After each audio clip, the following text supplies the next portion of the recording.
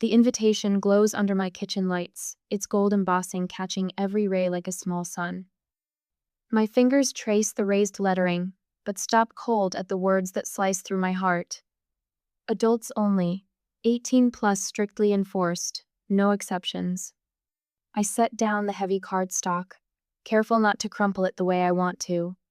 Next to Camille's wedding invitation sits Jenna's handmade card, covered in silver glitter and teenage earnestness. My daughter spent 3 hours crafting it, each sequin placed with precision, every swooping letter of "Dear Aunt Camille" written in her best calligraphy. The kitchen clock ticks in the silence. 10 minutes until Jenna comes home from school. A car door slams outside. My heart jumps. Footsteps on our front walk, then our porch. The door opens with Jenna's characteristic bang against the wall. "Mom." Her voice carries that breathless excitement only 17 can produce. "Did it come? Aunt Camille's invitation?" I reach for the envelope, but she's already spotted it. Her fingers close around the thick paper before I can hide it away. "Let me see." She pulls out the invitation, eyes bright. I watch her face as she reads, marking the exact moment joy dims to confusion, then understanding. Her shoulders drop a fraction of an inch. She doesn't want me there, does she? The question hangs between us. I flash back 13 years ago to a courthouse where I signed adoption papers for a 4-year-old with wary eyes and a habit of hiding behind furniture. My parents stood against the back wall, their smiles strained. Camille called me in the bathroom afterward. "Are you sure about this?" she'd asked, fingers drumming against her designer purse.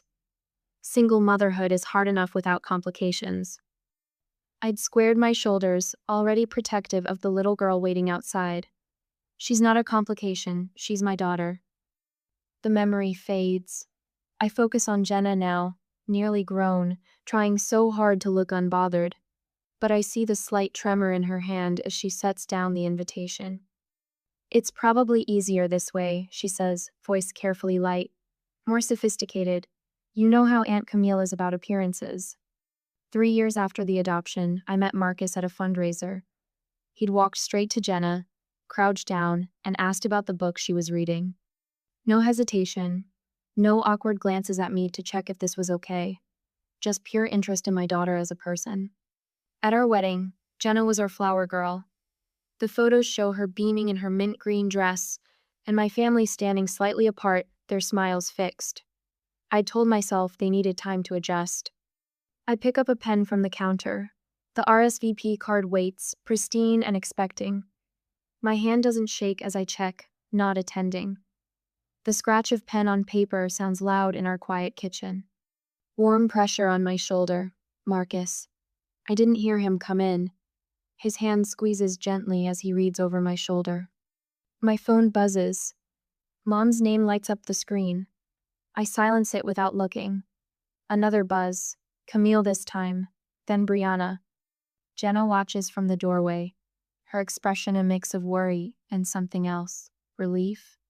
I open the bottom drawer of our china cabinet, pull out our family photo album. The evidence is there, documented in years of snapshots. Christmas gifts addressed only to Laura and Marcus. Family photos where Jenna stands at the edge, slightly out of frame. Birthday cards that arrived a week late, if at all. Page after page of a pattern I've refused to see.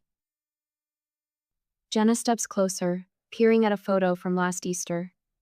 "I remember that day," she says softly. "Grandma kept calling me the girl when she thought I couldn't hear." The RSVP card sits finished on my counter. Such a small thing to carry so much weight.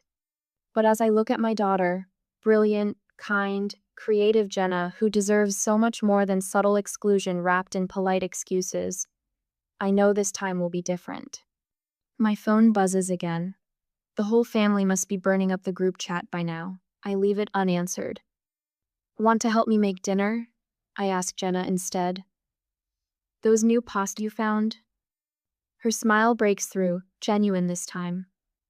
"Can we try the pesto one?" "Of course."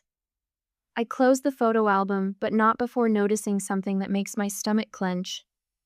The trust paperwork from Grandpa's estate tucked into the back pocket. I'd forgotten about it until now, the careful legal language excluding adopted children from inheritance. Marcus catches my eye. He's seen it too. His jaw tightens, but his voice stays gentle. I'll pick up fresh basil from the store. Jenna pulls ingredients from the cupboard, humming under her breath. She doesn't see the look that passes between her father and me. Doesn't know about one more document in a long line of quiet rejections. But that's about to change.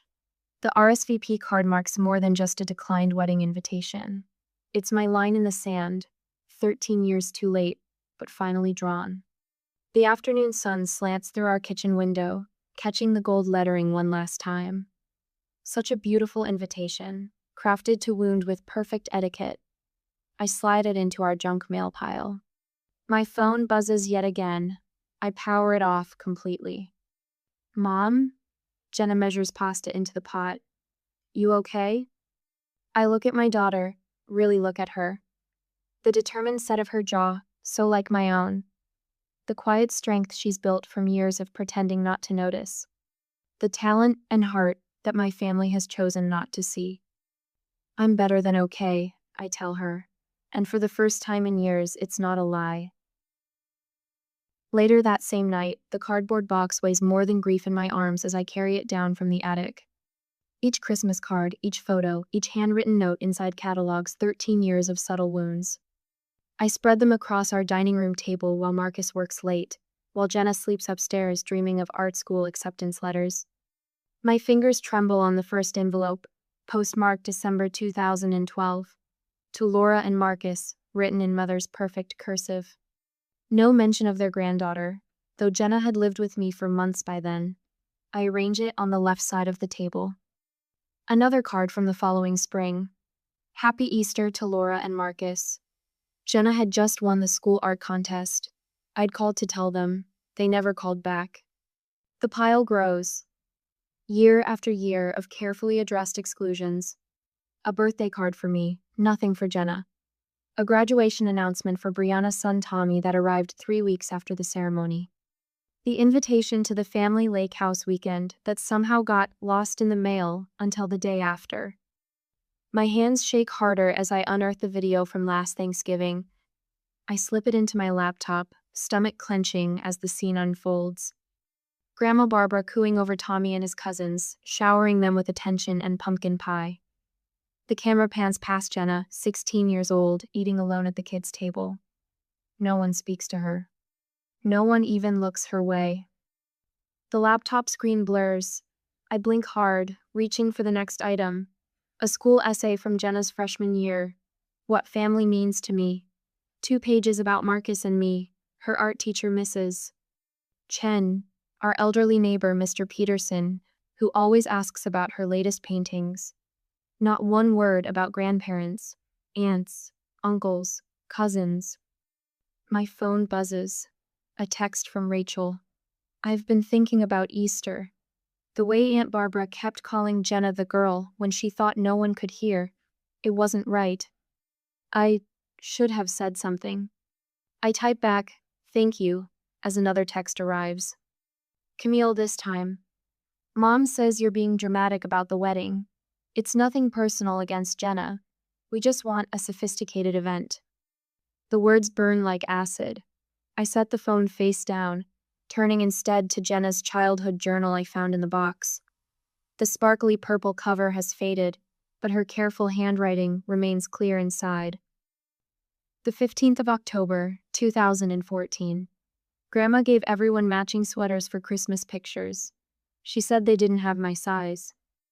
The 3rd of March, 2015, Aunt Brianna's birthday party. Had to sit in the garage because there weren't enough chairs. The 25th of December, 2015. They forgot I don't like peanuts again. Or maybe they didn't forget. A door creaks upstairs.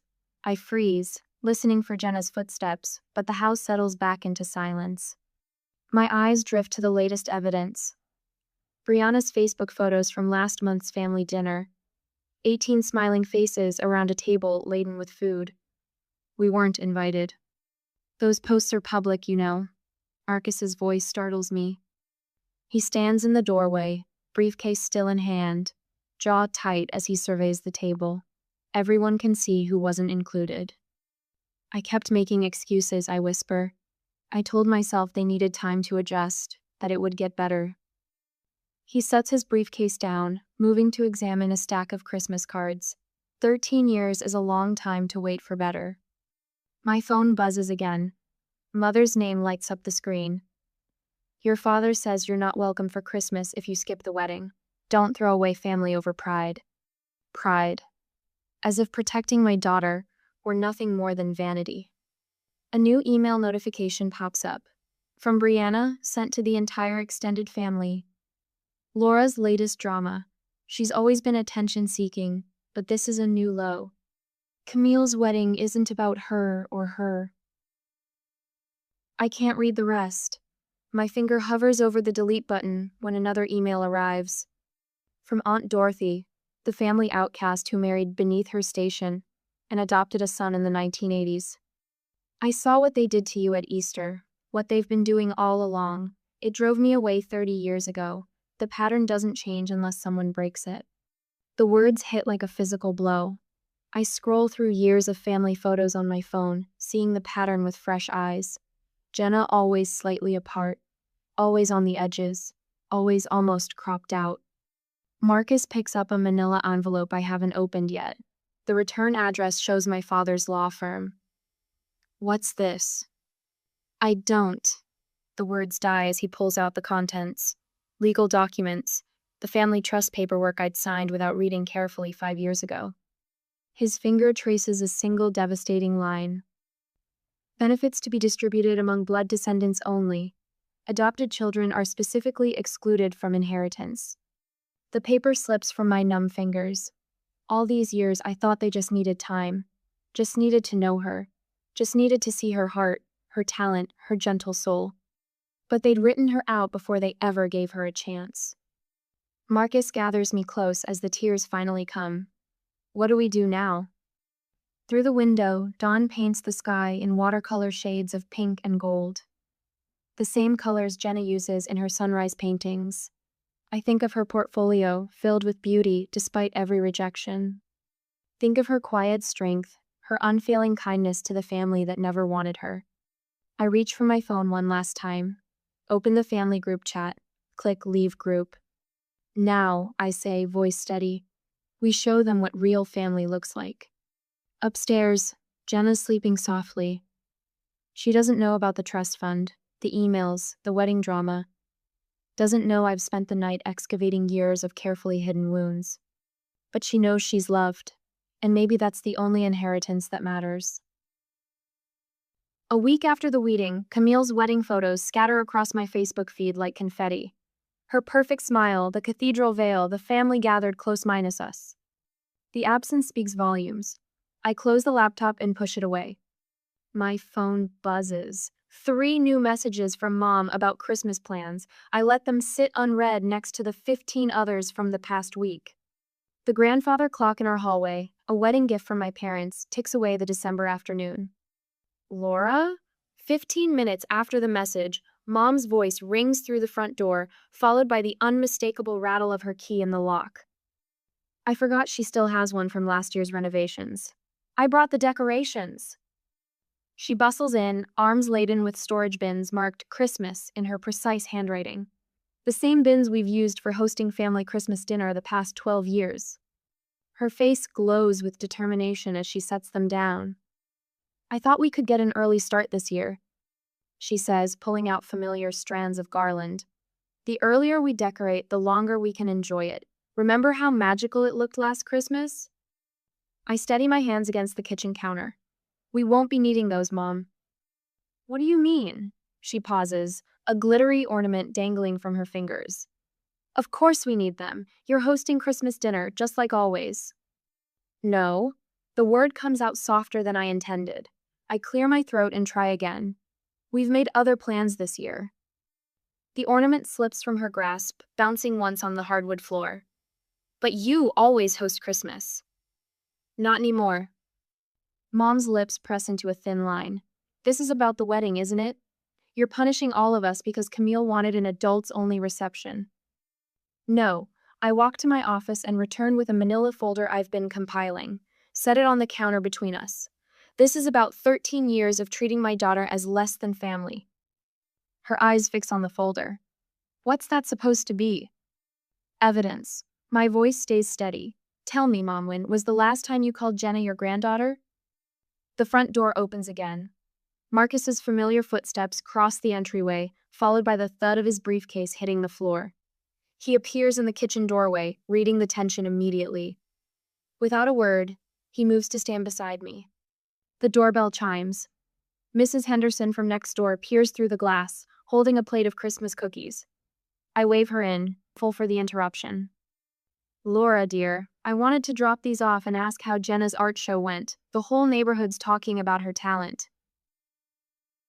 Mom shifts uncomfortably, saying nothing. Mrs. Henderson's warm smile never wavers as she sets down the cookies and asks about specific paintings, remembering details about Jenna's work that my own mother has never bothered to learn. My phone rings Rachel, offering to host us for Christmas dinner. The contrast between chosen family and blood relatives tightens my chest. Your father will be devastated, Mom tries again, desperation creeping into her voice. He looks forward to Christmas here all year. I doubt he'll notice Jenna isn't there. The words taste bitter. He never has before. That's not fair, Laura. We've tried. Have you? The dam breaks. Last Easter, you called her the girl when you thought she couldn't hear. At Thanksgiving, she sat alone at the kids' table while her 16-year-old cousins ate with the adults. Every Christmas card addressed to Laura and Marcus like she doesn't exist. The trust paperwork explicitly excluding adopted children. She's not blood, Laura.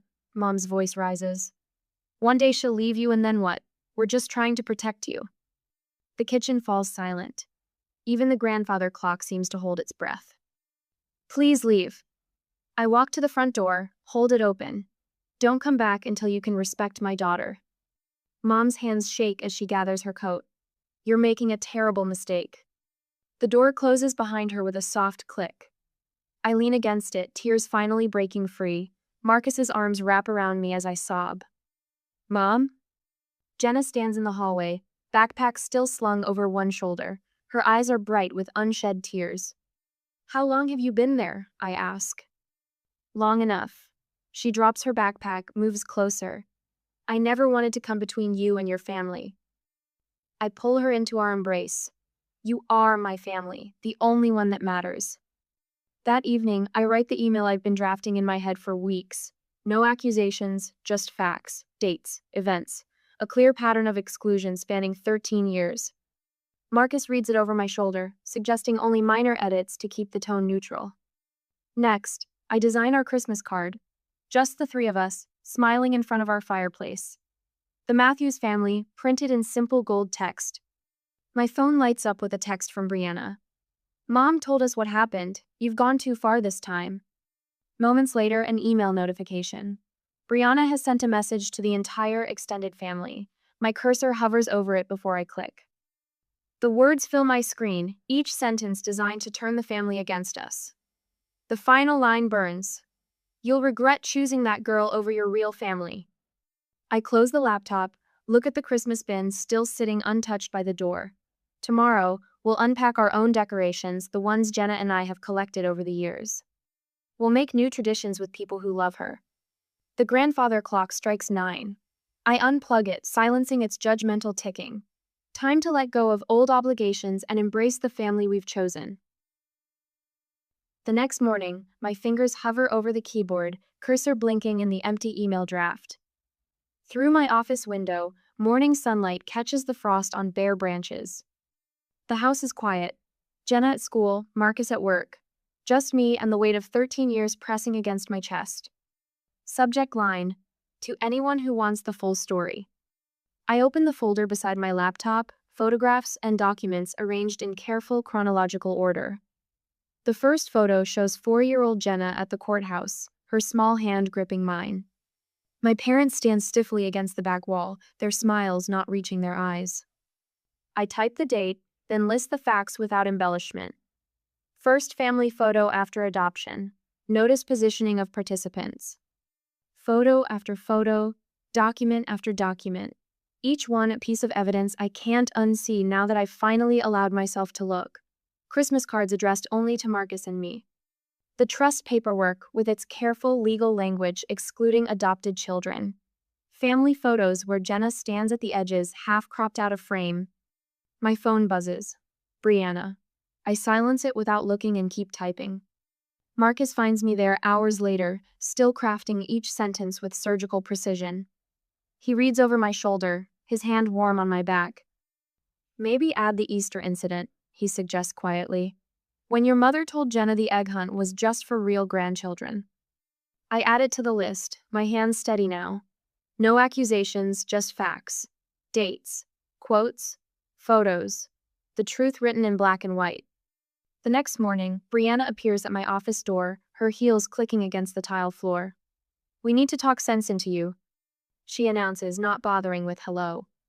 Do you know Mom hasn't slept since Christmas? I continue typing my report, letting her words wash over me. The gentle tapping of keys fills the silence between us. Laura, look at me when I'm talking to you. I finish my sentence, then meet her eyes. Did you know Jenna spent last Christmas alone in her room while everyone opened presents? She said she didn't feel well, but I found her sketchbook later. She'd drawn the whole family celebrating without her. Brianna's face flushes. That's not. You're twisting things. I have the drawing if you'd like to see it. She leaves without answering, her heels striking the floor like ammunition. That evening, my father calls.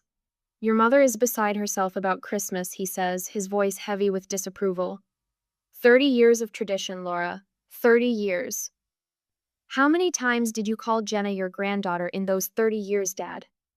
The silence stretches between us until he hangs up. I send the email just before midnight. 6 pages of carefully documented evidence spanning 13 years of subtle exclusion. No accusations, no emotional appeals, just the quiet power of truth. The responses begin immediately. Aunt Dorothy calls, her voice thick with tears. They're furious with me for taking your side, she says. But someone had to say it. What they've done to that child. Camille's text arrives next. You're tearing the family apart over nothing. I write back one sentence. Nothing is exactly how you've treated my daughter for 13 years. The family splinters like ice in spring in the following days. Cousin Rachel stands up at Christmas dinner. I hear about it later from Aunt Dorothy. What you've done to Jenna is shameful. She tells them all. Every single one of you who looked the other way. Uncle Robert sends a private message.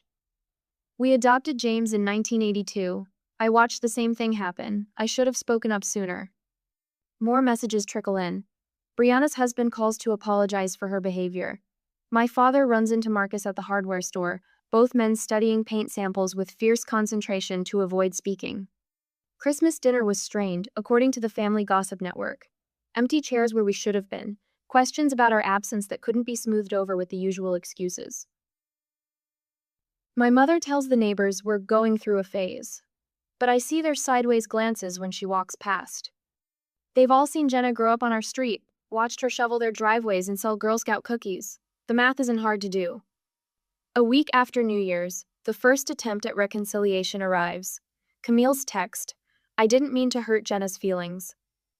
My father's voicemail, this has gone on long enough. My mother sends a generic gift card for Jenna, the first acknowledgement of her existence as a grandchild. The envelope sits unopened on our counter. Brianna suggests a family meeting to clear the air. Her tone implies we're being difficult by refusing. I send the same response to each overture. Acknowledgement is not the same as respect.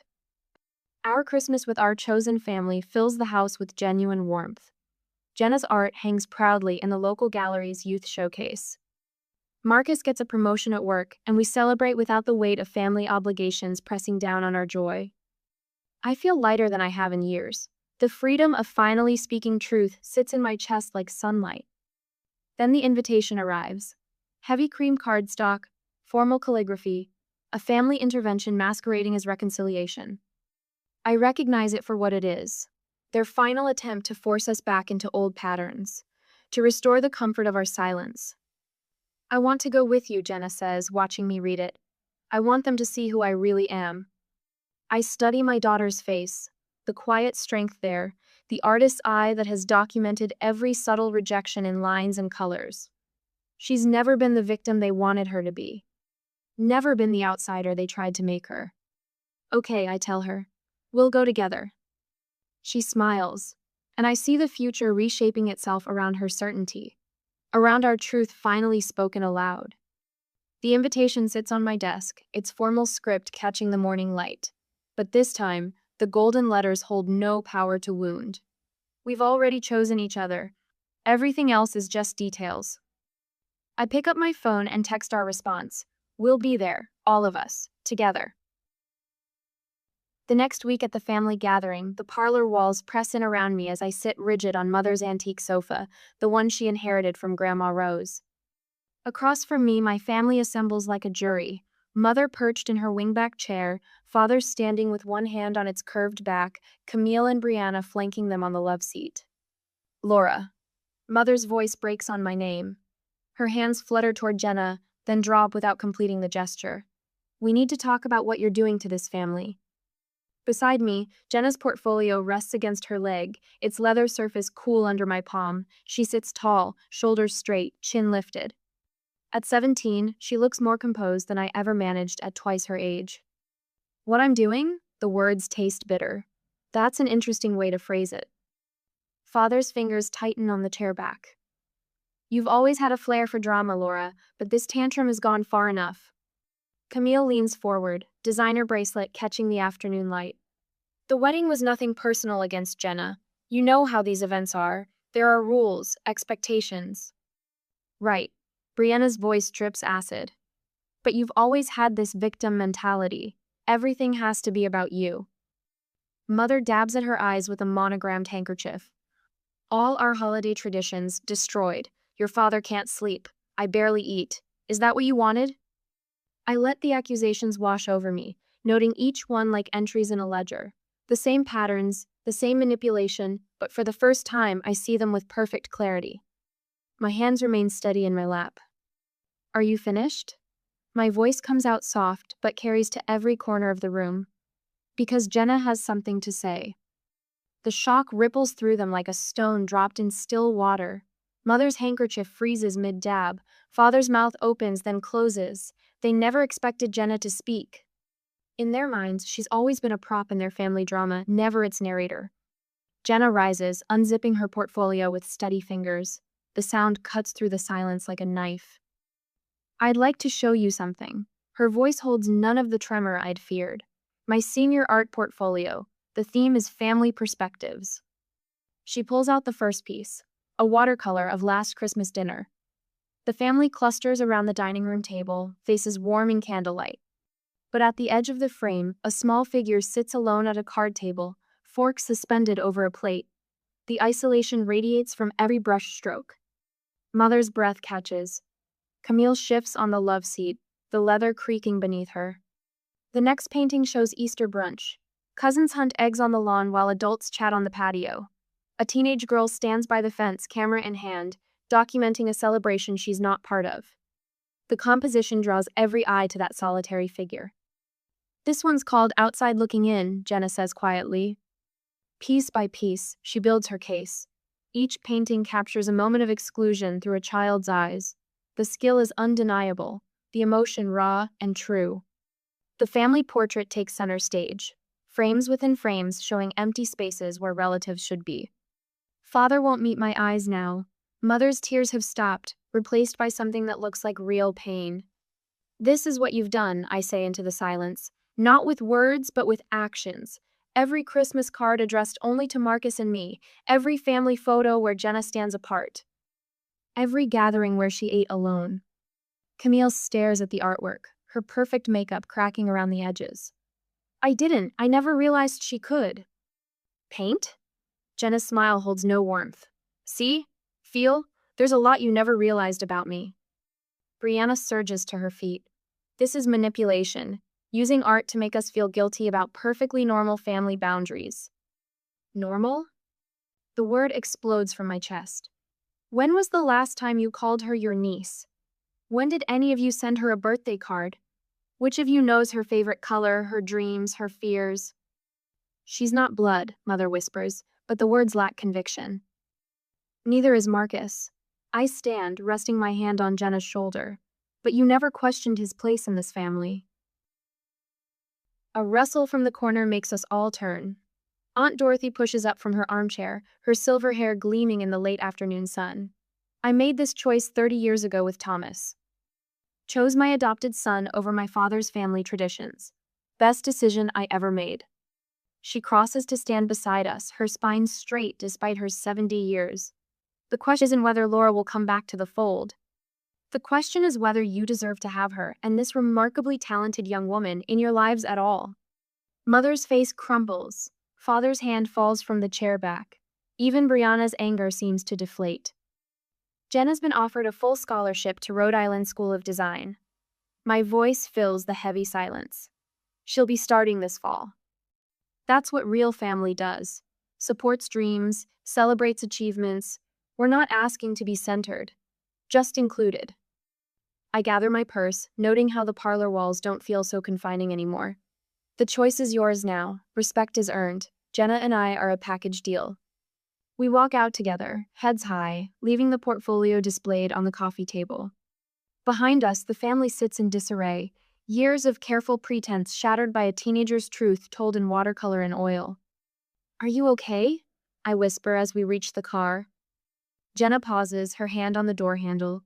When she turns, her smile breaks through like sunrise after a storm. You know what, Mom? For the first time in that house, I really am. So, for the next 4 months, she finally healed, focused on her graduation, and was preparing for college. Now at the ceremony, the sunlight streams through the auditorium windows, catching the gold tassel on Jenna's graduation cap. The principal's voice echoes through the space, but I barely register the words. My eyes stay fixed on my daughter, poised at the edge of her seat in the front row. Marcus squeezes my hand as Jenna's name rings out. And now, your class valedictorian, Jenna Matthews. She rises in one fluid motion, the confidence in her stride making my heart swell. The emerald green graduation gown flows behind her as she takes the podium. No hesitation, no glancing around to see who's watching, just pure presence. I scan the scattered family members in the audience. Barbara sits 3 rows back, dabbing at her eyes with a tissue. Aunt Dorothy beams from her wheelchair in the handicap section, while Rachel bounces her youngest on her knee. The empty seats where William and Brianna should be speak volumes. Jenna adjusts the microphone, her voice clear and steady. When people ask me about family, I tell them about seeds. She pauses, letting the metaphor settle. Some seeds we're born with, planted in soil we didn't choose, but the most beautiful gardens often grow from seeds we plant ourselves. My breath catches. Marcus's arm slides around my shoulders. My mother taught me that family isn't about whose blood runs through your veins. It's about who shows up, who sees you, who chooses you again and again, even when it's hard. Barbara shifts in her seat. I remember her voice last week, hesitant on the phone. Laura, I'd like to contribute to Jenna's art school expenses. If you'll let me, a peace offering, decades late but sincerely given. I say I'll think about it, and she nods only. It's time to celebrate. After the ceremony, we gathered at Bellini's restaurant, the same place we celebrated when Jenna won her first art competition at 12.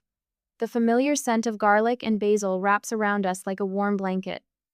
Dorothy holds court at the head of the table, her silver hair catching the light from overhead chandeliers. To seeing people for who they truly are. She raises her glass, eyes twinkling, and the courage to stand by them. Camille arrives halfway through the appetizers, clutching a wrapped package. Her designer dress looks out of place among our casual celebration. I found this at an art supply store, she says, setting it beside Jenna's plate. The clerk said it's what serious artists use. Jenna opens it slowly, a set of professional oils in rich, vibrant colors. Thank you, Aunt Camille. Simple words, but genuine. Barbara watches the exchange, then pulls out an envelope. I have something too. Her hands tremble slightly as she slides it across the table. For your dorm room at Waverly. Inside lies a check that makes Jenna's eyes widen. But it's the card that brings tears, the first one Barbara has ever signed, Love, Grandma. Our neighbor Mrs. Chen arrives with her signature almond cookies, the ones she's been bringing to every Matthews family celebration since Jenna was 5. Rachel's kids cluster around Jenna, showing off the friendship bracelets she taught them to make last summer. The restaurant fills with stories. Mrs. Chen describing how Jenna helped repaint her fence, Rachel's oldest reminding everyone about the time Jenna let him be her assistant at the community art fair. Real memories, not polite fictions. Later, after we got home, in Jenna's bedroom, cardboard boxes waited to be filled for college. Art supplies, clothes, photos of chosen family scattered across her desk. I fold another shirt, trying not to think about how quiet the house will be in September. Mom? Jenna's voice pulls me from my thoughts. She holds up a framed photo, the three of us at the beach last summer, salt wind in our hair, genuine smiles caught mid-laugh. Remember what you told me when I was little? She asks. About how some people walk into our lives by accident but stay on purpose? I nod, throat tight. You didn't just adopt me, she says softly. You showed me what a real family looks like, how to build it, how to keep it. She tucks the photo carefully between sweaters in her suitcase. I'm taking that lesson to college with me. Barbara's check sits on Jenna's desk, next to acceptance letters and scholarship offers. A bridge, maybe, to whatever comes next. William's silence remains a wound, but no longer a defining one. The next morning, Jenna hugs me tight in the driveway, car packed for freshman orientation. I'm not going anywhere, she whispers. Not really. I watch her pull away, Marcus's arms steady around my waist. The garden we've grown spreads out before us, not perfect, not traditional, but blooming all the same. Built from seeds we chose to plant, nurtured by hands that wanted to tend them. Some might call it letting go, but standing here, watching my daughter drive toward her future, I know better. This isn't an ending at all. It's what happens when love takes root, when family becomes a choice instead of an obligation. When you finally understand that the most precious bonds aren't the ones you're born with, they're the ones you build day by day, choice by choice, until they're strong enough to weather any storm. We didn't lose a family. We grew a better one.